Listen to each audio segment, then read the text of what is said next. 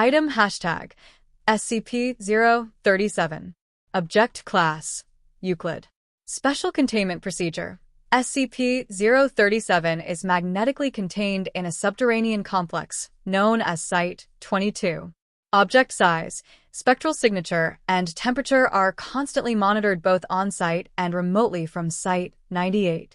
The primary containment chamber is lined with heat-conducting, radiation-resistant nanopeak GFV polymer tiles and evacuated of any atmosphere. Heat from the object is radiated into the surrounding rock. Should enclosure integrity become compromised, the emergency system will generate a low-power argon plasma shield. This is projected to provide a minimum of 4 hours for on-site engineers to effect necessary repairs before the object breaches containment.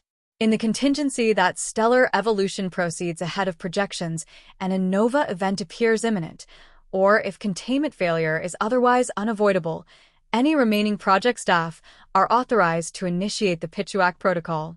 Description: SCP-037 appears to be a star approximately 5 centimeters, 2 in diameter, with a luminosity of about 1*10-12 times that of our Sun, and a surface temperature of about 5,000 K, determined by UV-VRI analysis.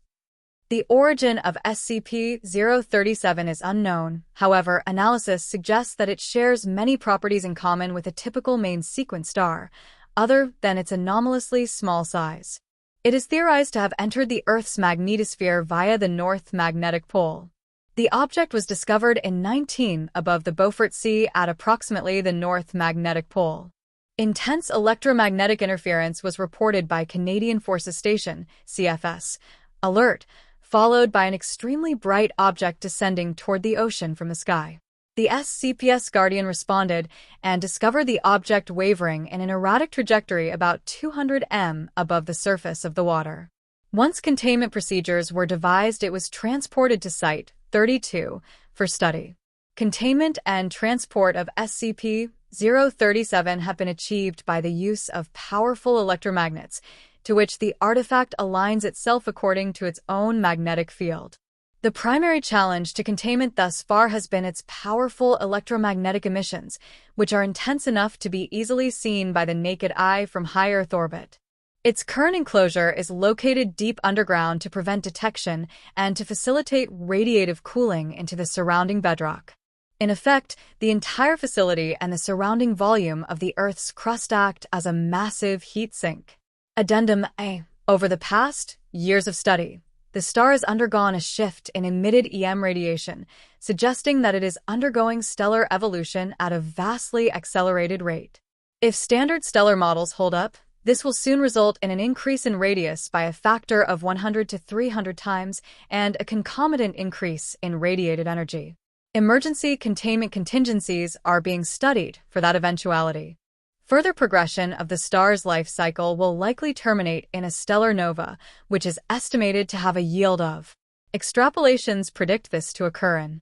Research is underway for a method to arrest this development or to transport SCP-037 a safe distance from the planet before it occurs. Sent August 5, 1977. To O5 Council. From Dr. Innes. Subject: SCP-037 Emergency Neutralization Research. Body: Sirs and Madams. The agents embedded with the U.S. DoD have managed to alter the project requirement for the NASA Orbiter program.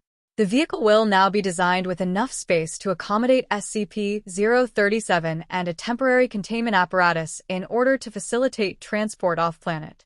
However, I continue to have reservations. Modern rocket technology simply is not reliable enough for the needs of this project. A single mistake could lead to launch failure and subsequent loss of containment, possibly catastrophically.